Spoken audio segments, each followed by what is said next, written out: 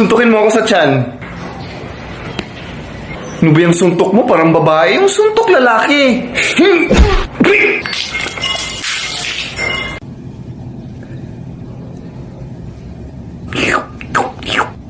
Ba't ang kati ng braso ko?